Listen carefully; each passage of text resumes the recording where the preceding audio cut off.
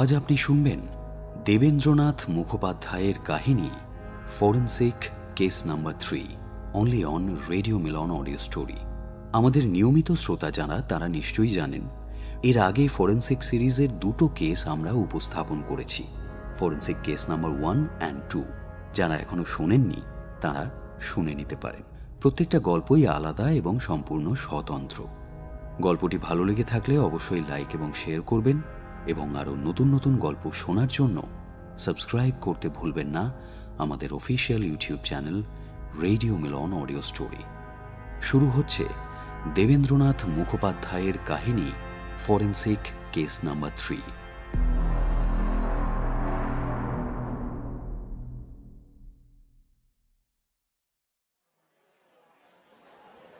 একটা অখ্যাত গ্রামের স্টেশনে ট্রেনটা দাঁড়িয়ে রয়েছে। স্টেশন মাস্টারের থমথমে মুখ দেখলেই স্পষ্ট বোঝা যায় কিছু একটা বিপদ ঘটে গিয়েছে এখানে। খানিকক্ষণ পর জনা কয়েক কনস্টেবল নিয়ে সেখানে উপস্থিত হলেন ইন্সপেক্টর অলোকেশ লাহা। আপনি স্টেশন মাস্টার? আগে হ্যাঁ স্যার, আমি তার করেছিলাম থানায়। আসলে কলকাতাগামী 2 ডাউন ট্রেনটার ফার্স্ট ক্লাস কামরায় একজন ব্যক্তি খুন হয়েছেন স্যার। দেখি আপনারা সরে যান বলছি। অযথা ভিড় করবেন না। তারপর স্টেশন মাস্টারের উদ্দেশ্যে বললেন, এই লোকটির ব্যাপারে কিছু বলতে পারেন? স্যার, শুধু এটুকু বলতে পারি, ওনার নাম বিকে সাউ। মৃতদেহটা ট্রেনের কামরা থেকে নামানো হলো।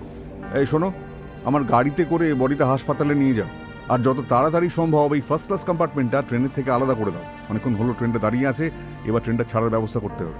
ততক্ষণ আমি হেডকোয়ার্টারে খবর দিচ্ছি। কামরাটা ট্রেন থেকে পৃথক করার পর তালা বন্ধ করে সিল করে দেওয়া হলো। ইতিমধ্যে এসে উপস্থিত হলেন পুলিশের বড় কর্তারা। তারপর এলেন ফরেন্সিক বিশেষজ্ঞ ডক্টর হেমেন্দ্রনাথ মল্লিক। আসুন ডক্টর মল্লিক, আসুন। ইন্সপেক্টর লাহা, সব কুশল তো? আর কুশল, বুঝতেই তো পারছেন সাত সকালে কি ভীষণ কাণ্ডটাই না ঘটে গেছে। তা বুঝতে পারছি বই কি। কম্পার্টমেন্টটা বেশ ভালো করে সার্চ করুন, দেখুন কোনো সূত্র মেলে কিনা সেখান থেকে। পুরো কামরায় চিরুনি তল্লাশি চালানো হলো। মিস্টার বিকে সাউয়ের বার্তের ওপর এবং নিচ চাপ চাপ রক্তে ভর্তি। বার্থে একটা হোল্ডল ছিল, তার ভেতর বিছানা, জামা কাপড় সমস্ত কিছু রয়েছে। একটু জামা কাপড়গুলো সার্চ করুন তো, দেখুন যদি কিছু জানা যায়। সার্চ করতে করতেই অলোকেশ বলে উঠলেন, হ্যাঁ ঠিক বলেছেন, এই দেখুন, খুব সম্ভবত এটা বোধহয় ধোবিখানার চিহ্ন। ডক্টর মল্লিক দেখলেন ইংরেজিতে এল অক্ষর লেখা। তাই তো মনে হচ্ছে। এছাড়া আর কিছু পাওয়া গেছে? না, বিশেষ কিছু না। একটা হিন্দি ম্যাগাজিন, একজোড়া চশমা, একটা প্যান্ট আর একটি মেয়ের ছবি, আর সবকটি জিনিসই রক্ত লেগে আছে। একটা বাক্স হাতে তুলে নিলেন অলোকেশ। সেটা খুলেই একটু চমকে গেলেন তিনি। ভেতরে মাদক দ্রব্য, গাঁজা। এই দেখুন ডক্টর মল্লিক, এই বাক্সে করে গাঁজা নিয়ে যাচ্ছিলেন মিস্টার সাউ। তাই তো দেখছি। কি মনে হয় বলুন তো? Case of smuggling? ওয়েল, এত আর্লি স্টেজে তো কিছুই বলতে পারবো না। এই সময় কম্পার্টমেন্টের বাথরুমের দিক থেকে এক কনস্টেবলের গলা শোনা গেল। স্যার, একবার এদিকে আসুন। ডক্টর মল্লিক এবং ইন্সপেক্টর লাহা সেদিকে এগিয়ে গেলেন। দেখলেন সেখান থেকে একটা বড় হাতলওয়ালা ভোজালি উদ্ধার করা হয়েছে। ফটোগ্রাফার এবং ফিঙ্গারপ্রিন্ট এক্সপার্ট তাদের কাজ সম্পন্ন করল। ইন্সপেক্টর লাহা তার কনস্টেবলদের নির্দেশ দিলেন যাতে আশেপাশের গ্রামগঞ্জে কোনো রকম বিশৃঙ্খলা না ছড়ায়। এইভাবেই একজন মানুষের মৃত্যু রহস্যের সুরে জেগে উঠল সকালটা। ইন্সপেক্টর, মনে হচ্ছে না আমার এখানে আর বিশেষ কোনো কাজ আছে বলে। বডি অলরেডি পোস্টমর্টমের জন্য পাঠিয়ে দিয়েছেন তো, এবার আমি আসি। আচ্ছা। ইন্সপেক্টর লাহা যাবতীয় এক্সিবিট সমস্ত কিছু পাঠিয়ে দিয়েছিলেন ল্যাবরেটরিতে। জিনিসগুলো খুঁটিয়ে খুঁটিয়ে পর্যবেক্ষণ করছেন ডক্টর মল্লিক।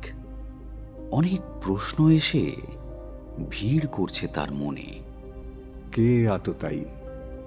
কেন ভদ্রলোককে খুন হতে হলো তার হাতে? লোকটির নাম তো বিকে সাউ, কিন্তু তিনি থাকেন কোথায়? আর ওই মেয়েটি বাকি, যার ছবি পাওয়া গিয়েছিল আর ওর সঙ্গে ছিল গাঁজা। বিকে সাউ কি তবে কোনো স্মাগলার? জিনিসপত্রের সঙ্গে একটা হাতিমার্কা খাতাও ছিল। পুরো লেন্সের সামনে সেটা তুলে ধরলেন ডক্টর মল্লিক। না, উল্লেখযোগ্য তেমন কিছুই নেই, মাসিক হিসেবের খাতা। এই সময় দরজা দিয়ে প্রবেশ করলেন ইন্সপেক্টর অলোকেশ লাহা। জিজ্ঞেস করলেন, এই খাতায় কিছু সন্দেহজনক পেলেন? না, একটা সাধারণ হিসেবের খাতা। দেখুন, এরকম কয়েক পৃষ্ঠা ধরে বেশ কয়েকটি প্রেমের কবিতা লেখা হয়েছে। সব কবিতাই জনৈক মাধবীর উদ্দেশ্যে লেখা। মাধবী? তাহলে ওই ফটোগ্রাফটা মাধবী নয় তো? হতেই পারে। ও, তাহলে কি নারী ঘটিত কোনো কারণে? দেখুন, সেটা পুরোপুরি নিশ্চিত না হয়ে কি করে বলি বলুন তো। তবে বিকে সাউ মার্ডার কেসে একটা নতুন সূত্র যে পাওয়া গেল, এটুকু বলতে পারি। একটু অনুসন্ধান করে দেখুন কে এই মাধবী। ডক্টর মল্লিক খাতাটার আরও কয়েকটা পৃষ্ঠা পড়ে দেখছিলেন। হঠাৎ একটা লেখায় তার দৃষ্টি গেল। এটা একবার দেখুন। এইখানে খাতার শেষ কিছু পৃষ্ঠায় লেখা আছে যে ভদ্রলোকের জিনিসপত্রের মধ্যে একটা চামড়ার ব্যাগ, সোনার ঘড়ি এবং 20,000 টাকা ছিল। তো আপনাদের বাজেয়াপ্ত করা জিনিসপত্রের মধ্যে তো এগুলো নেই। You are right. মনে হচ্ছে জিনিসগুলো নেওয়ার জন্যই এতটাই খুনটা করেছে। কিন্তু সেই চামড়ার ব্যাগে কি থাকতে পারে? এমনিতে ভদ্রলোক সঙ্গে গাঁজা নিয়ে কলকাতায় ফিরছিলেন। যদি ধরেও নি ভদ্রলোক স্মাগলার বা তাদের সঙ্গে ওনার যোগাযোগ আছে, সেটা ভাবাটা কি খুব একটা ভুল হবে? নারী ঘটিত ব্যাপারটা নাও হতে পারে, কারণ এরকম শখের বশে অনেকেই প্রেমের কবিতা লিখে থাকেন। ভদ্রলোক তো বেশ শৌখিন মেজাজের লোক, ওনার পক্ষে এরকম কবিতা লেখা খুবই সম্ভব।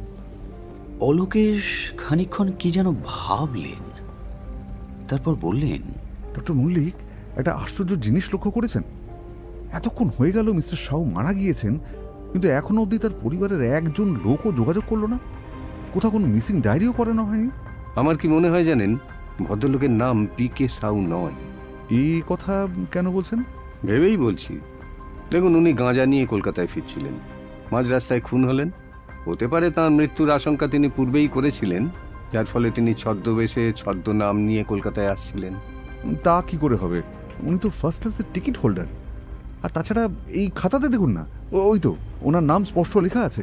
আর এমনটাও তো হতে পারে যে পুলিশি ঝামেলায় জড়াতে হবে বলেই তার পরিবার বা পরিচিতদের মধ্যে কেউ এগিয়ে আসছে না। তবুও সামথিং ইজ স্ট্রেঞ্জ। আর কিছুই বললেন না ডক্টর মল্লিক। অলোকেশেরও দেরি হচ্ছিল, তাই কথা না বাড়িয়ে তিনি বিদায় নিলেন। থানায় ফিরে নিজের রুমের টেবিলে একটা কার্ড লক্ষ্য করলেন অলোকেশ। কার্ডের ওপর লেখা এম আগারওয়াল। কনস্টেবলকে ডেকে জিজ্ঞেস করলেন, কার কার্ড এটা? এক ভদ্রমহিলা অনেকক্ষণ ধরে বসে আছেন স্যার, বলছেন আপনার সঙ্গে খুব জরুরি দরকার। পাঠাও ওনাকে। কনস্টেবল বেরিয়ে যাওয়ার ঠিক মিনিট খানেকের মধ্যেই অলোকেশের ঘরে ঢুকলেন একজন ভদ্র মহিলা। পরনের পোশাক এবং কেশবিন্যাসে আভিজাত্যের ছোঁয়া রয়েছে। নমস্তে ইন্সপেক্টর সাহেব। নমস্কার, বসুন। বলুন, কি দরকার আপনার? ভদ্রমহিলা এক মুহূর্ত নীরব থেকে বললেন, আমার নাম মালিনী আছে, মালিনী আগারওয়াল। এই বলে ব্যাগ থেকে একটা ছবি বের করে সেটা এগিয়ে দিলেন অলোকেশের দিকে। ছবিটা দেখেই অলোকেশ চমকে ওঠেন। এ কি? এ তো মৃত বিকে সাউয়ের ছবি। আমার স্বামী 2 ডাউনে আসছিলেন, হঠাৎ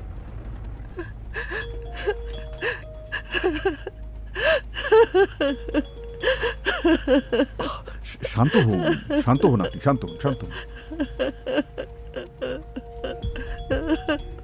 এবার অলোকেশের নজর গেল বিকে সাউয়ের ছবির নিচে তার নিজের নামের স্বাক্ষরের দিকে। সেটা দেখেই তার চোখ দুটো সরু হয়ে গেল। তিনি বুঝতে পারলেন কেসটা যতটা সোজা মনে হচ্ছে ততটা সোজা তো নয়ই। বরং জটিল। কারণ ছবির নিচের নামটা বি.কে. সাউ নয়, রণদেব আগরওয়াল। তাহলে বি.কে. সাউ এবং রণদেব আগরওয়াল কি একই ব্যক্তির দুটো ভিন্ন নাম? আপনার স্বামীর নাম রণদেব আগরওয়াল, কিন্তু যিনি নিহত হয়েছেন তার নাম তো বি.কে. সাউ। মনে হচ্ছে ওই নামের টিকিটেই উনি ট্রাভেল করছিলেন। এই কথা আপনি জানতেন না? আখবারে পড়ে বুঝেছি ইনি আমার স্বামী। কপালে একটা একটা কাটা চিহ্ন রয়েছে ওনার। দেখুন, আপনি নিশ্চয়ই চান যে বা যারা আপনার স্বামীকে হত্যা করেছে তারা ধরা পড়ুক। তাহলে আমি যে প্রশ্নগুলো করছি তার ঠিক ঠিক উত্তর দিন। আপনার স্বামী মিস্টার আগরওয়ালের ওই ছদ্মনামে ট্রেনে জার্নি করাটা কি সত্যি আনইনটেনশনাল, নাকি এর পেছনে কোনো গূঢ় উদ্দেশ্য আছে? আপনি এটা জানেন নিশ্চয়ই যে অন্যের টিকিটে ট্রেন জার্নি করাটা বেআইনি। তাহলে তিনি করলেন কেন? জানি না, ব্যবসার জন্য প্রায় নানা দেশে ওনাকে যেতে হতো। হয়তো ঠিক সময় টিকিট বুক না করার দরুন অন্য একজন বন্ধুর টিকিটে তাকে যেতে হয়েছিল। সেই ভদ্রলোক হয়তো ওনাকে তার টিকিটটা দিয়েছিলেন।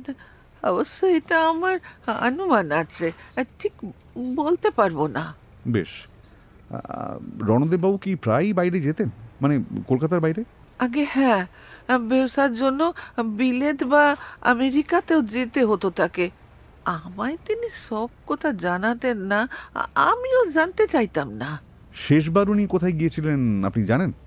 না, ব্যবসার কথাবার্তা উনি সবসময় গোপন রাখতেন। আপনাকেও বলতেন না? আমি বললাম তো, আমি জানতে চাইতাম না অফিসার। ব্যবসার কথা তো আমি বুঝি না। মিস্টার আগরওয়াল, মানে আপনার স্বামীর কোনো শত্রু ছিল? জানি না। সন্দেহ করার মতো কাউকেও মনে করতে পারছেন না? না ভেবে বলুন তো। আমার স্বামী বড় ভালো লোক ছিলেন, ওর শত্রু ছিল এই কথা তো ভাবা যায় না। অলোকেশ বুঝলেন মালিনী আগরওয়াল কোনো কথাই ভাঙতে চাইছেন না। তাই আর সময় নষ্ট না করে তিনি বললেন, ফটোটা রেখে যান, আমরা ইনভেস্টিগেশন করছি, পরে জানাবো। অগত্যা মিসেস আগরওয়াল উঠে পড়লেন। কলকাতা ছেড়ে অন্য কোথাও গেলে আমাদের জানাবেন। আপনার স্টেটমেন্ট আরও লাগবে, পরে খবর দেব। নমস্কার। প্রতি নমস্কার জানিয়ে মিসেস আগরওয়াল বেরিয়ে যাচ্ছেন। এমন সময় অলোকেশ আচমকা প্রশ্ন করলেন, আচ্ছা মিসেস আগরওয়াল, শেষবার যখন আপনার স্বামী বাইরে যান তার সঙ্গে বাড়ির কোনো লোক ছিল কি? মানে এই ধরুন চাকর বা অ্যাটেন্ডেন্ট কেউ? হ্যাঁ ছিল, আমাদের খুব পুরানো চাকর ভগবত মিশ্রা। সে খুব বিশ্বাসী ছিল। ও, এখন কোথায় সে? জানি না, সেও আর বাড়ি ফেরেনি। হয়তো সেও খুন হয়েছে। তার দেশের বাড়ি কোথায় জানেন? এখানে এই শহরে কি তার কোনো আস্তানা আছে? আছে, সেখানে সে মাঝে মাঝে যেত। ভগবতের কোনো ছবি আছে? আই মিন কোনো ফ্যামিলি ফটো যার মধ্যে সে থাকতে পারে? থাকতে পারে অফিসার, খুঁজে দেখবো বাড়িতে। আমরা একবার কাশ্মীর গিয়েছিলাম, ভাগবতও সঙ্গে গিয়েছিল। বেশ, থাকলে পাঠাবেন। যদিও জীবিত থাকে তাহলে ওকে গ্রেপ্তার করতে হবে। কথাটা শুনেই মালিনী আগরওয়াল একবার চমকে উঠে যেন নিজেকে সামলে নিলেন। তারপর হাত তুলে নমস্কার করে দ্রুত বেরিয়ে গেলেন ঘর থেকে। অলোকেশ হাঁক পারলেন, হেমন্ত, হেমন্ত। পাশের ঘর থেকে একজন দ্রুত পদে ছুটে এলো। বলুন স্যার। Follow her quick. রাস্তায় একে কেউ অনুসরণ করছে কিনা তাও দেখো। Sure sir.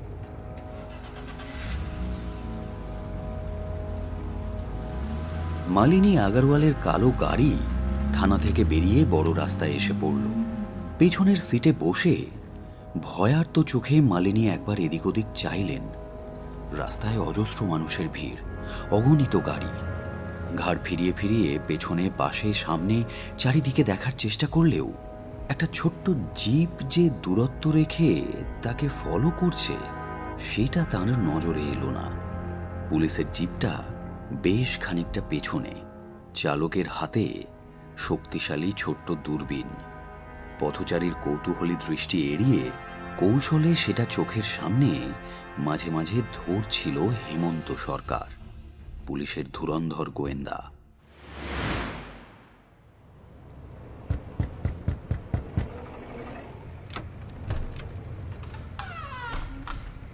কাকে চান? আপনার বাড়ির রেডিওটার কোনো সমস্যা হচ্ছিল মনে হয়। আপনি যতীনদাকে বলেছিলেন লোক পাঠাতে। কই, আমি তো... আমি হেমন্ত সরকার, ইন্সপেক্টর অলোকেশ লাহার লোক। ভগবতের ছবিটা নিতে এসেছি। ও, আসুন আসুন। সাধারণ পোশাকে মিসেস আগরওয়ালের কাছ থেকে ভগবত মিশ্রার ফটো নিয়ে এলো হেমন্ত। একটা গ্রুপ ফটো। রণদেব এবং মিসেস আগরওয়াল আরও অনেকেই রয়েছে। পেছনে দাঁড়িয়ে ভগবত মিশ্রা। ফটোর তলায় সকলের নামও লেখা রয়েছে। ভগবত বয়সে প্রৌঢ়, কিন্তু স্বাস্থ্যবান সুপুরুষ চেহারা। চোখ দুটোতে একটা ধারালো দৃষ্টি আছে। মুখের ভাবভঙ্গি বেশ চতুর বলেই মনে হয়। হেমন্ত ডাকল, সন্তোষ, বলুন স্যার। এই ফটোটা রাখ। দেখ, এই পেছনের লোকটাকে খুঁজে বার করবি। বড়বাজারে কোথায় তার আস্তানা আছে তার খোঁজে এক্ষুনি বেরিয়ে পড়। ঠিক আছে স্যার। সন্তোষ বেরিয়ে গেল কাজ সারতে।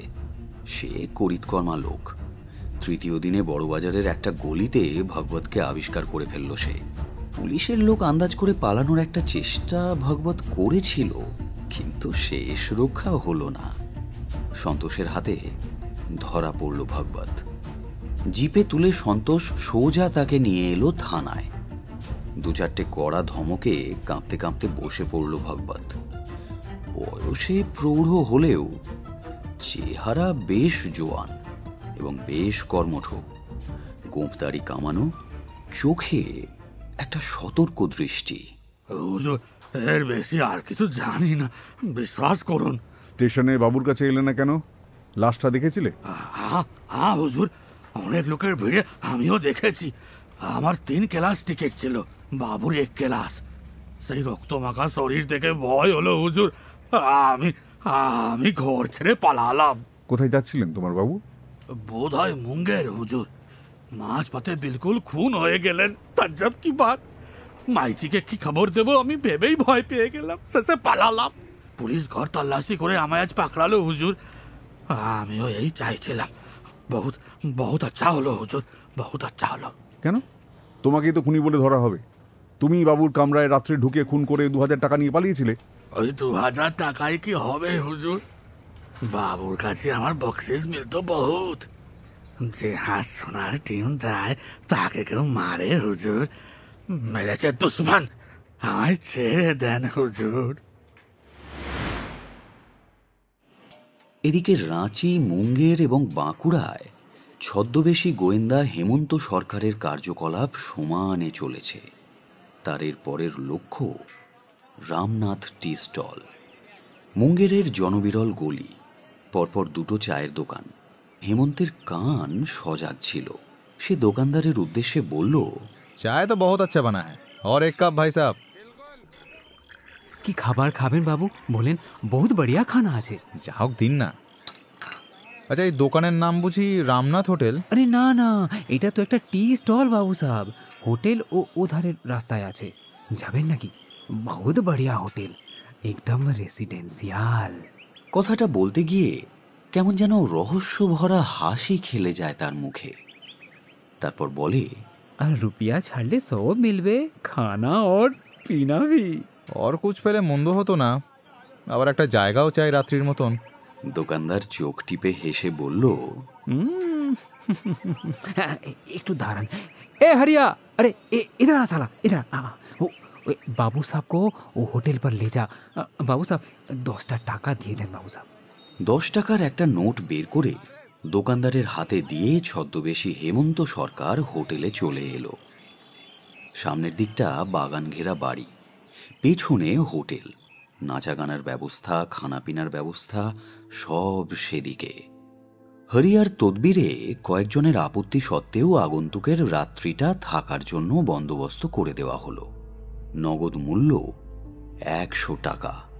তবু ক্লান্ত একজন বাঙালিকে ওরা দয়া দেখাতে ত্রুটি করেনি। বেশ ভালো খাবার দাবার পরিবেশন করা হয়েছে। তাছাড়া দেওয়া হয়েছে 1 বোতল মদ আর একটি সুশ্রী মহিলা। এটাই নাকি হোটেলের রীতি, 100 টাকার খদ্দেরের আলাদা ব্যবস্থা। কিন্তু হোটেলের সবাই দেখল সেই নবাগত বাঙালি খদ্দেরটি এতটাই সুরাপান করল যে সারা রাতের মতো বেহুশ হয়ে পড়ল। তবে হেমন্ত কিন্তু সজাগ এবং সতর্ক ছিল। লোকজনকে সে বিশ্বাস করাতে চায় সে বেহুশ হয়েছে। দু চারটে কথা যা তার কানে এলো তাই তদন্তের পক্ষে মূল্যবান। ঘরের ভেতর খাটের পাশে কারা যেন কথা বলছে। হেমন্ত বুঝতে পারে একজন পুরুষ আর একজন নারী। বেটা সিআইডি মনে হচ্ছে, খতম করে দে একে। नहीं, दारू पी के बेहोश है बेचारा, छोड़ देना, स्पाई नहीं है वो। তুই থাম মাধবী, বিশ্বাস করি না অত, আগে যাচাই করে নি। তারপর এক বিরাট নিস্তব্ধতা ঘর জুড়ে। ভেতরে ভেতরে শিউরে উঠল হেমন্ত। মাধবী নামটা স্যারের কাছে শুনেছি, এই মনে হচ্ছে সেই মাধবী। ও তাহলে হত্যার পক্ষপাতী নয়। কথোপকথন পুনরায় শুরু হতে সে উৎকর্ণ হয়ে শুনতে লাগলো। सुन देवलाल, अगर ये आदमी सीआईडी से होता तो कभी भी शराब पी के बेहोश नहीं होता। ये बिल्कुल शराबी आदमी है। चल घर छोड़। আবার সেই ভয়াবহ নিস্তব্ধতা। এবার ঘরের আলো নিভে গেল। বেহুশভাবে পড়ে থাকা হেমন্তর পকেট হাতড়ে কে যেন কি দেখল। হয়তো টাকা বা গুপ্ত পিস্তল টিস্তল আছে কিনা যাচাই করে দেখছে। হঠাৎ মাধবী বলে উঠল, रुपया मत लेना बेवकूफ जंगली, मैं चोर नहीं नाचने वाली हूँ, चलो निकलो। ঘর থেকে বেরিয়ে গেল ওরা। কিছুক্ষণ পরে হেমন্ত সেই অন্ধকারের মধ্যেই সার বস্তুটির সন্ধান করতে লাগলো, কিন্তু অত্যন্ত সাবধানে, অত্যন্ত সতর্কভাবে। ধরা পড়লেই মৃত্যু। তারপর মাঝরাতে পাশের ঘরে মৃদু গলায় কথাবার্তার আওয়াজে উঠে দাঁড়ালো সে। স্পষ্টই শোনা যাচ্ছে, কাঠের পাতলা একটা পার্টিশন মাত্র। কান পেতে উদ্গ্রীব হয়ে রইল হেমন্ত। তারপর বেশ কিছুক্ষণ কথোপকথন চলল। ভালোভাবে কান পেতেও বিশেষ কিছু শোনা গেল না। তারপর দরজা খোলার শব্দ। ছুটে এসে শুয়ে পড়ল হেমন্ত। একটু পরে ঘরে ঢুকে আলো জ্বালালো মাধবী। হেমন্ত জেগে ওঠার ভান করল। খাটের ওপর বসল মাধবী। চোখ কুঁচকে জিজ্ঞেস করল, तबीयत ठीक तो है ना बाबू? इतना दारू मत पीना, ऐसे तो आप मर जाओगे। आपको ऐसा देखकर अच्छा नहीं लगता। আনমনাভাবে চুপ করে রইল হেমন্ত। মাধবী মুখ টিপে হাসল, বলল, ये रास्ता ठीक नहीं, बहुत झमेला है। আপনি ভালো করে ঘর সংসার করুন। জানি, তবুও ভালো লাগে।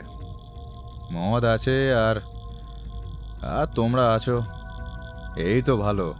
नहीं, ये दुश्मन का इलाका है बाबू। আমি চলে যেতে চাই, পালাতে চাই। সত্যি যাবে আমার সঙ্গে কলকাতায়? মাধবী অতি সুশ্রী যুবতী। দেহলতায় যে কোনো পুরুষের মোহ লাগবে। খদ্দেরের মনোরঞ্জন করাই তার কাজ। সে নাচনেওয়ালি। নাচের উপায়ে খদ্দেরের কাছ থেকে পয়সা বের করে নেয় সে। হেমন্ত লক্ষ্য করল মাধবীর কোমরে একটা ছোট্ট ছোরা লুকোনো আছে। কোমরে ছোড়া রাখো কেন? খদ্দেরকে খুন করো নাকি? वो काम हम कभी नहीं करेगा बाबू, वो दुश्मन का काम है।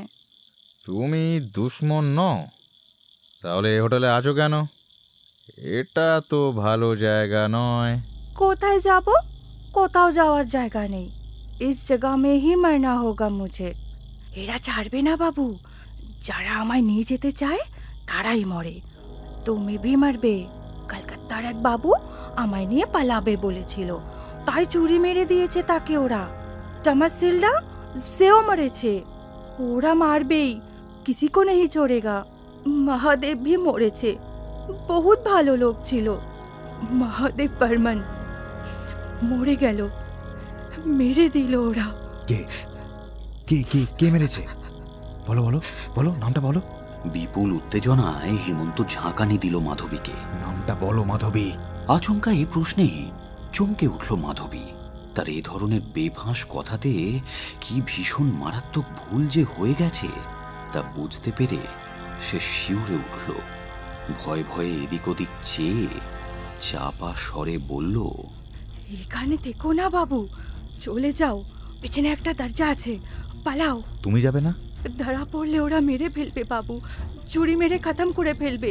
না, সে শক্তি তোমাদের কারণ নেই, এসো। মাধবীকে একরকম জড়িয়ে ধরে ঘর থেকে বেরিয়ে এলো হেমন্ত। আগে থেকেই ব্যবস্থা মতো দুজন ছদ্মবেশী পুলিশ জিপ নিয়ে হোটেলের বাইরে দাঁড়িয়েছিল রাতের গাঢ় অন্ধকারে। মাধবীকে সম্পূর্ণ হতভম্ব করে পুলিশ জিপ তীব্র বেগে ছুটল কলকাতার অভিমুখে। গাড়ির ভেতর ভয়ে চোখ বুজল মাধবী। যদি সে ধরা পড়ে তাহলে আর রক্ষে নেই। এই অভিজ্ঞতা তার নতুন নয়, কিন্তু প্রত্যেকবারই ধরা পড়েছে সে, আর প্রত্যেকবার পুরুষদের মৃত্যু হয়েছে।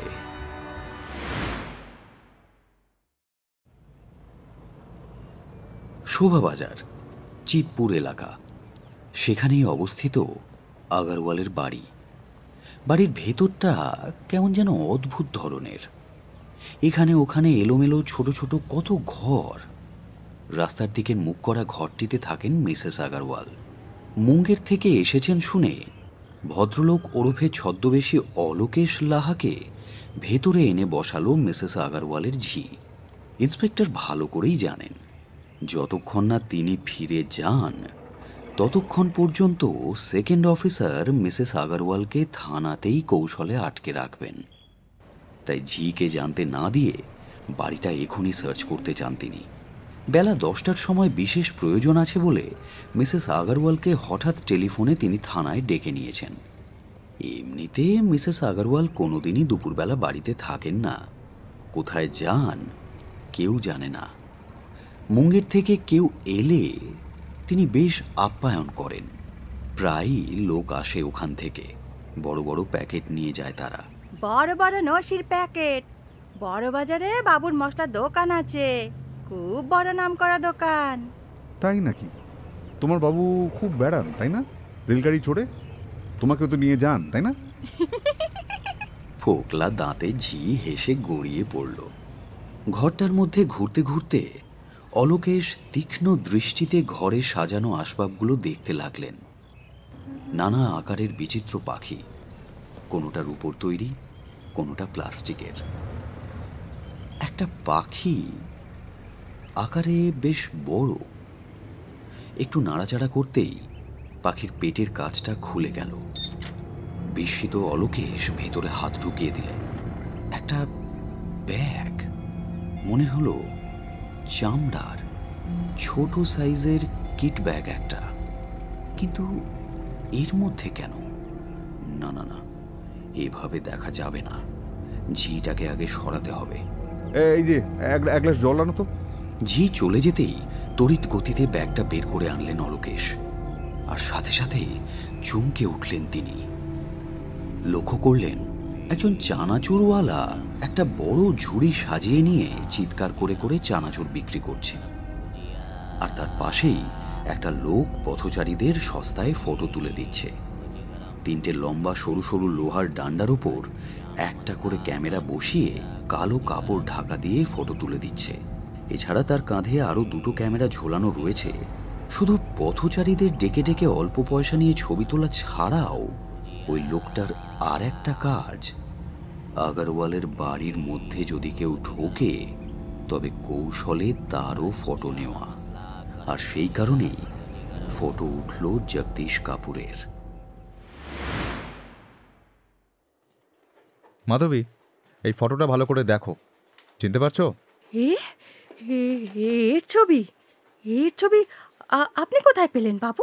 চেনো একে? চিনবো না কেন বাবু, এই তো দুশ্মন, শয়তান। এই তো আমার জীবন নষ্ট করেছে, জগদীশ কাপুর। यही तो वो कमीना है। নিজের পুরো নামটা আমি আজ ভি জানি না। শুনেছি যখন আমার 5 বরস উমর, সে সময় আমাকে চুরি করে মুঙ্গেরে নিয়ে আসে ওই কমিনা জগদীশ কাপুর। এই জগদীশ কাপুর কে? একজন খতরনাক গোল্ড স্মাগলার, পাক্কা ক্রিমিনাল। সোনার ঘড়ি, পেন এসবের চোরাই কারবারও করে। মাঝে মাঝে ও মুঙ্গেরেও যায় ওর অবৈধ কাজের জন্য। এছাড়া মুঙ্গের, বাঁকুড়া, রাঁচিতে যে হোটেল আছে সেখানে মেয়ে নিয়ে যায় জগদীশ। এদের গ্যাং ভারতের বাইরেও আছে। যে কোনোভাবে চালান দেওয়াই এদের কাজ। কেউ বাধা দিলে এরা সঙ্গে সঙ্গে তাকে খুন করে দেয়। এদের সঙ্গে বন্দুক, পিস্তল সব থাকে বাবু। রণদেব আগরওয়ালকে চেনো? কোথায় সে? তাকে তো পাওয়া যাচ্ছে না। কিছুক্ষণ চুপ করে থেকে মাধবী বলল, চিনি বাবু, লেকিন लगता है रणदेव का खून किया होगा। এই লোকটাই খুন করেছে। কে? হঠাৎ লজ্জায় মুখখানা লাল হয়ে গেল মাধবীর। মুখ নিচু করে বসে রইল সে। তারপর কোমরের কোঁচড় থেকে একখানা চিঠি বের করল। রণদেবের লেখা চিঠি মাধবীর কাছে। চিঠিটা পড়লেন অলোকেশ। মাধবীকে বিয়ের প্রস্তাব দিয়েছিল রণদেব। তাকে নিয়ে গোপনে পালাবে ওই হোটেলের নরক থেকে কলকাতা। এই ছিল চিঠির শেষে। মাসখানেক আগে শেষ যেবার হোটেলে রণদেব গিয়েছিল, সেবার সকলের চোখ এড়িয়ে চিঠিটা হাতে গুঁজে দিয়েছিল মাধবীর। হেমন্ত সরকার জিজ্ঞেস করল, কিন্তু এই খুনের পর খুন করছে কে? কাকে সন্দেহ হয় তোমার? এরা সবাই খুন করতে জানে বাবু সাহেব। সবাই ছুরি চালাতে শিখেছে। কথায় কথায় ছুরি চালায়, দয়া মায়া বলে কিছু নাই। এরা সব শয়তান। হোটেল কে চালায়? মানে কার হুকুমে দল চলে? ঠিক জানি না বাবু, তবে জগদীশ বাবু সর্দার নয়। লম্বা, কালা, রোগা একজন লোক হোটেলে এলে জগদীশ বাবু সঙ্গে সঙ্গে থাকে। মাঝে মাঝে রণদেবও থাকতো। কি সব কথাবার্তা চলতো অনেক রাত অবধি। সবাই ওই কালো মানুষটাকে বলতো বড়ে ভাই। সেই তো দলের সর্দার। মিসেস আগরওয়াল অপেক্ষা করে আছেন অলোকেশের জন্য। ভীষণ অস্থির লাগছে তার। এদিকে একজন কনস্টেবলকে রেখে সেকেন্ড অফিসার সুধাময় ব্যানার্জি সেই যে ঘর থেকে বেরিয়ে গেছেন, আর ফেরার কোনো নামই নেই। বেশ খানিকক্ষণ পর ভদ্রলোক ফিরে এলেন। মালিনী বলল, অফিসার, আমি কিছুতেই বুঝতে পারছি না আমাকে ডেকে এখানে বসিয়ে রাখা হয়েছে কেন। ব্যাপারটা আমার কাছে একেবারেই স্পষ্ট নয়। আমাদের কাছে কিন্তু সবটাই স্পষ্ট হয়ে গেছে মিসেস আগরওয়াল। কেবল বুঝতে পারছি না একটাই কথা, আপনি জেনে শুনে কেন সত্য গোপন করলেন আমাদের কাছে? রণদেববাবু গাঁজা চোরাই কারবার করতেন। হি ওয়াজ এ স্মাগলার। আপনি জানতেন? না। হ্যাঁ জানতেন। আপনি গোপন করছেন। সত্যি কথা বলুন। জানি না। জগদীশ কাপুরকে চেনেন? আপনার বাড়িতে সে কেন আসে? এক পলক বিদ্যুতের ছোঁয়া লাগলে মানুষ যেমন আঁতকে শিউরে ওঠে, ঠিক তেমনি ভাবেই আঁতকে উঠলেন মিসেস আগরওয়াল। চেনেন কিনা বলুন, মুখ তুলুন মিসেস আগরওয়াল। এড়িয়ে যাওয়ার চেষ্টা করবেন না। সুধাময়ের ইস্পাতের মতো দৃঢ় কণ্ঠস্বরে মালিনী দেবী মুখ তুলে তাকালেন, বললেন, চিনি, আমার স্বামীর বিজনেস পার্টনার। স্মাগলার পার্টির লোক বলুন। তা শেষ কবে এই বাড়িতে এসেছিলেন মিস্টার কাপুর? আর কেনই বা এসেছিলেন? খবর দিতে যে মাধবী নাচনেওয়ালি পালিয়ে পুলিশের অ্যাপ্রুভার হয়েছে? বলুন মিসেস আগরওয়াল, সময় আমার কাছে অল্প। যদি জবাব না দেন তাহলে কিন্তু আপনাকে এখনই গ্রেপ্তার করতে বাধ্য হব। জবাব চাই, হ্যাঁ কি না? হ্যাঁ। বারে ভাই কোথায় থাকে? মুঙ্গের, রাঁচি না বাঁকুড়া? জানি না, তাকে আমি চিনি না স্যার। বিশ্বাস করুন, আমি তাকে দেখিনি কোনো দিন, তবে নাম শুনেছি। বারে ভাই খুন করেছে আপনার স্বামীকে। ছুরি মেরে মেরে তার দেহটা ছিঁড়ে ফেলেছে, গলায় ছুরি বসিয়েছে। মিসেস আগরওয়াল তীক্ষ্ণ আর্তনাদ করে দুহাতে মুখ ঢাকলেন। তারপর নিজেকে খানিকটা সামলে নিয়ে বললেন, মিস্টার আগরওয়াল ব্যবসার প্রথম দিকে সৎ বলে ব্যবসায়ী মহলে বেশ কিছুটা প্রভাব বিস্তার করেছিলেন। তখনও জগদীশ কাপুর দুষ্টগ্রহের মতো আমাদের পরিবারের সঙ্গে জড়িয়ে যাননি। চোরা পথে টাকার সর্বনাশা লোভ দেখালেন জগদীশ বাবু, আর ধীরে ধীরে সেই জালে জড়িয়ে পড়ল আমার স্বামী রণদেব আগরওয়াল। একদিন ব্যবসায়ী মহলে সবাই জানলো রণদেব আগরওয়াল স্মাগলার, অসৎ ব্যবসায়ী। যখন আমি জানলাম তখন বিষাক্ত বীজ আমার সংসারে ঢুকে গেছে। রণদেব যেন অন্য মানুষ হয়ে গেছে অফিসার। রণদেব কেমন যেন বদলে গেল। সংসারে মন নেই, শুধু টাকা টাকা আর টাকা। তাও ব্যবসা করে নয়, অসৎ উপায়ে টাকা রোজগার করে সে। একটা খুনের সঙ্গেও জড়িয়ে গেল। তারপর জীবনে এলো মাধবী নাচনেওয়ালি। ওর রূপ দেখে রণদেব একদম যেন পাগল হয়ে গেল। সে তাকে একটু থামলেন মালিনী আগরওয়াল। এই সময় সুধাময় জিজ্ঞেস করলেন, রণদেব বাবু মাধবীকে বিয়ে করবেন বলেছিলেন, এটা ঠিক, কিন্তু সেটা কেন জানেন? বাঁচবার জন্যে।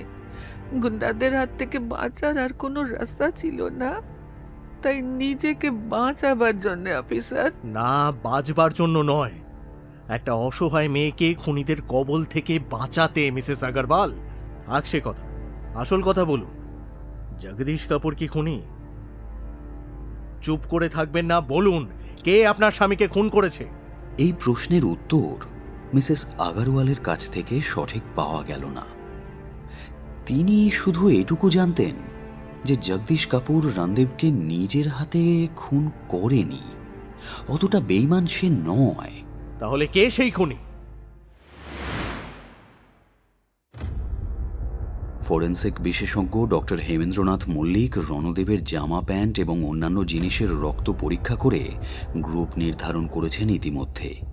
চামড়ার ব্যাগটাতে দুটো গ্রুপের রক্ত পাওয়া গেল, অর্থাৎ খুনির রক্তও ব্যাগে লেগেছে। তার মানে খুনি নিজেও আহত হয়েছিল। কিন্তু আশ্চর্য ব্যাপার, পোস্টমর্টেমে রণদেবের পেটে ঘুমের ওষুধ পাওয়া গেছে। অর্থাৎ হত্যার আগে রণদেবকে ঘুমের ওষুধ খাওয়ানো হয়েছিল।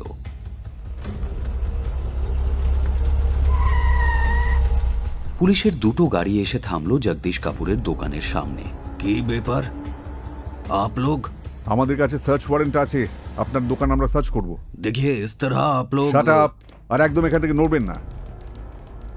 খানিকক্ষণ পর জগদীশের কাছে এসে অলোকেশ বললেন, mister Kapoor, your game is up, you are under arrest.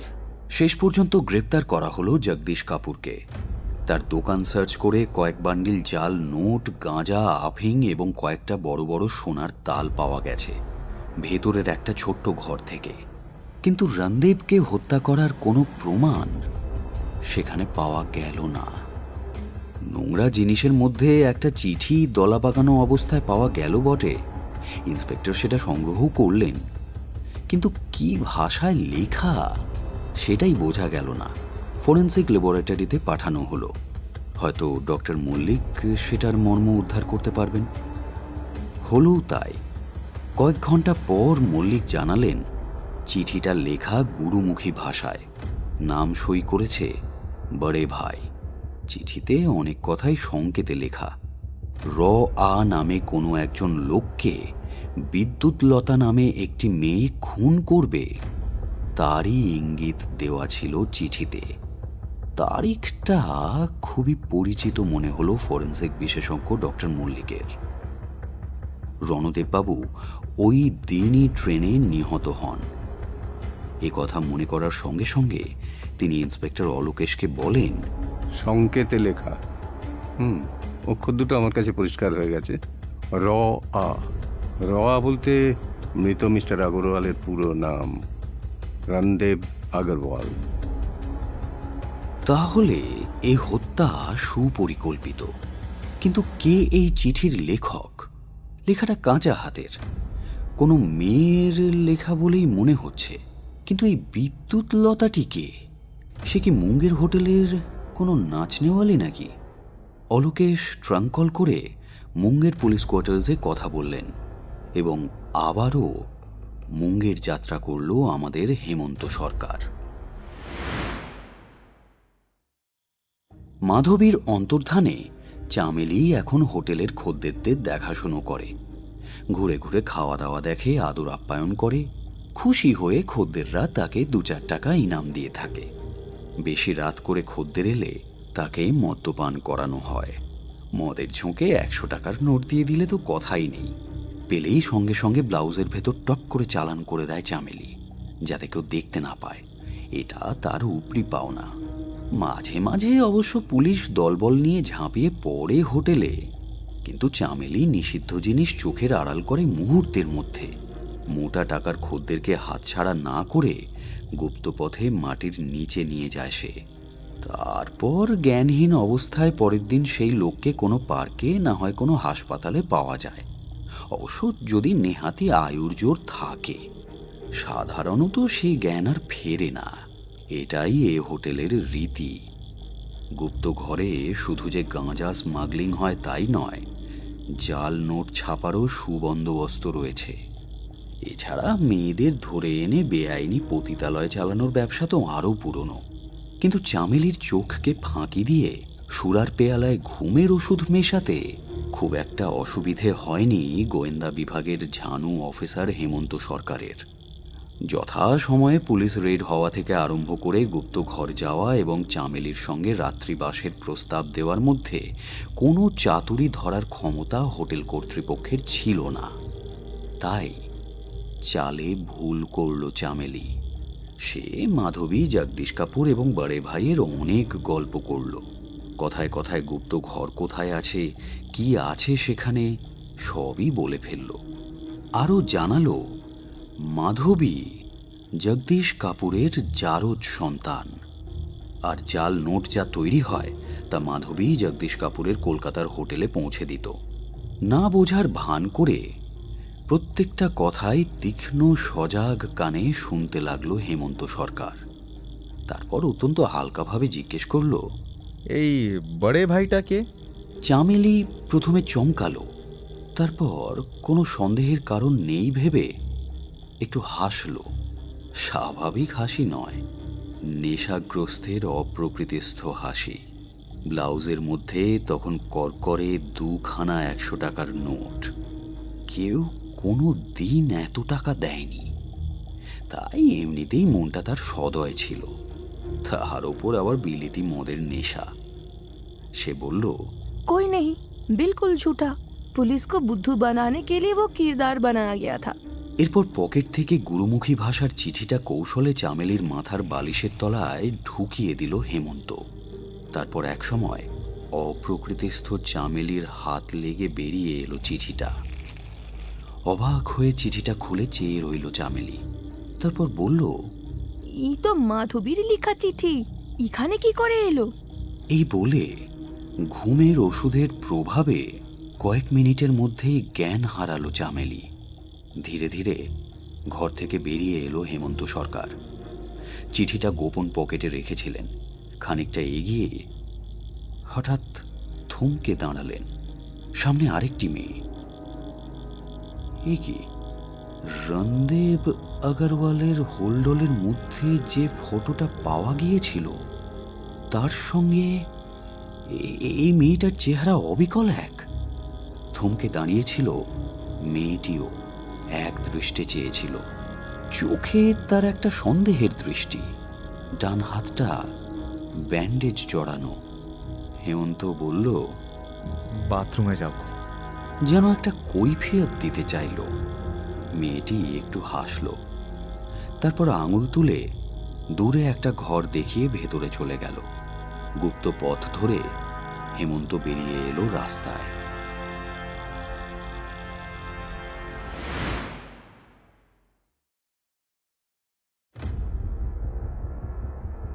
পরের ঘটনা খুবই সংক্ষিপ্ত। পরদিন ভোরবেলাতেই বিরাট পুলিশ বাহিনী রামনাথ হোটেল ঘেরাও করল। গুলি বিনিময় হল পুরো দস্তুর।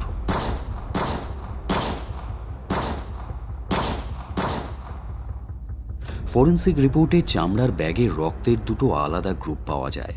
একটা রণদেবের রক্তের গ্রুপ, কিন্তু আর একটা মিলল বিদ্যুৎ লতার রক্তের গ্রুপের সঙ্গে। কিন্তু আশ্চর্যের ব্যাপার, বিদ্যুৎ লতা রণদেবকে খুন করেনি। সে রাত্রের সব ঘটনা বিদ্যুৎ লতা আদালতে বলল। আদালতে সেই গুরুমুখী ভাষার চিঠিটা দেখে চমকে উঠল মাধবী। তার হাতের লেখার সঙ্গে এই লেখা অবিকল মিলে যাচ্ছে। এই চিঠি পাওয়া গিয়েছিল জগদীশ কাপুরের ঘরে। উকিলের ধমকানিতে মাধবী স্বীকার করল, हाँ, मैंने রণদেব का खून किया। রণদেব আমাকে কিন্তু শেষ পর্যন্ত বিয়ে করতে রাজি হয়নি। ততদিনে আমার মোহ কেটেছে, তাই সে চাইল বিদ্যুৎলতাকে। আমাকে সে লাথি মেরে সরিয়ে দিয়েছিল। রণদেবের ব্যবহারে আমার খুব রাগ হয়। তখন আমি ঠিক করে বদলা নেব। রণদেব বিদ্যুৎলতাকে নিয়ে কলকাতা পালাবে জেনে সুযোগের অপেক্ষা করতে থাকি। সেদিন ফার্স্ট ক্লাস কামরায় বিকে সাউ ছাড়াও আরও যে দুজন মহিলার নামে টিকিট কাটা হয়েছিল, তাদের নাম আলাদা হলেও ওদের একজন ছিল বিদ্যুৎলতা আর একজন ছিলাম আমি। বিদ্যুৎলতাকে বলেছিলাম কলকাতায় জগদীশ কাপুরের কাছে যাচ্ছি। মাঝরাতে ঘুমন্ত রণদেবের মদের বোতলে ঘুমের দাওয়াই মিশিয়ে দিই আমি। অভ্যাস মতো রণদেব মাঝরাতে ঘুম থেকে উঠে মদ খাবে সেটা আমি জানতাম। রণদেব উঠলো, মদ भी খেলো, कुछ मिनटों में জ্ঞান भी হারালো। তখন আমি আমার কোমরের ভজালি খুলে রণদেবের বুকে বসিয়ে দিই। ওর চিৎকারে বিদ্যুৎলতার ঘুম ভেঙে যায়। कुछ ही समय में রণদেব का मौत हो गया। और বিদ্যুৎলতাকে ভয় দেখিয়ে বলেছিলাম কাউকে কিছু বললে জানে মেরে দিব। পরের স্টেশনেই নামার কথা ওদের। সঙ্গে রণদেবের চামড়ার ব্যাগটাও নিয়েছিল মাধবী। ওর সোনার ঘড়ি এবং 20,000 টাকা ব্যাগটার মধ্যেই ছিল। গাড়ির গতি হঠাৎ কমে এলো। স্টেশনের প্রায় কাছাকাছি এসে গেছে। উত্তেজনার বশে মাধবী কোনো কিছু চিন্তা না করে ভোজালিটা ল্যাট্রিনের মধ্যে ফেলে দিয়ে তাড়াতাড়ি গাড়ি থেকে নেমে গিয়েছিল। আর বিদ্যুৎলতার একটা হাত সে চেপে ধরে রেখেছিল। আদালতে এই কথাগুলো বিদ্যুৎলতা পূর্বেই জানিয়েছে। তার ডান হাতে তখনও ব্যান্ডেজ বাঁধা। বিদ্যুৎলতার সাক্ষ্য আদালতে প্রাধান্য পেয়েছিল। ফিঙ্গারপ্রিন্ট পরীক্ষাতে ভোজালির ওপর আঙুলের যে ছাপ পাওয়া গিয়েছিল সেটা বিদ্যুৎলতার নয়, মাধবীর। বিদ্যুৎলতা আরও জানিয়েছিল যে সে একান্ত নিরুপায় হয়েই মাধবীকে ছাড়তে পারেনি। কলকাতার সে কিছুই চিনত না, তাই খুনের ঘটনা গোপন রাখার প্রতিশ্রুতি দিয়ে সে মাধবীর সঙ্গে কলকাতায় আসে জগদীশ কাপুরের বাড়িতে। বিচারে মাধবীর মৃত্যুদণ্ড হল। বিদ্যুৎলতাকে আদালত ছেড়ে দেয়। তাছাড়া বিদ্যুৎলতা এবং আরও 15টি মেয়েকে রেস্কিউ হোমে রাখার নির্দেশ দিলেন আদালত। জগদীশ কাপুর এতদিন শুধু যে গোপন বেআইনি চোরাই মাল সাপ্লাই করেছিল তাই নয়, মিসেস আগরওয়ালকে ব্ল্যাকমেলও করছিল। সেই যে এই পাপ যজ্ঞের প্রধান পুরোহিত এবং মুঙ্গের হোটেলের মালিক, তা নিয়ে আর কোনো সন্দেহ নেই। ভারতব্যাপী তার এক বিরাট স্মাগলিং র্যাকেট ছিল। আদালত জগদীশ কাপুর সমেত আরও 52 জন ক্রিমিনালের চরম শাস্তির ব্যবস্থা করল। মিসেস আগরওয়ালের নিরাপত্তা দেওয়ার জন্য বিশেষ পুলিশি ব্যবস্থার নির্দেশ দেওয়া হলো এবং ভগবতকে বেকসুর ছেড়ে দেওয়া হলো। সত্যি বেচারা ভয়েই পালিয়েছিল। শুধুমাত্র একজন মানুষের অপরাধের ফলে আরও কত মানুষ অপরাধের পঙ্কিলতায় জর্জরিত যে হয়ে পড়ে তা এই ঘটনা থেকেই বোঝা যায়। সত্যি এই পাপাচারের কোনো ক্ষমা নেই।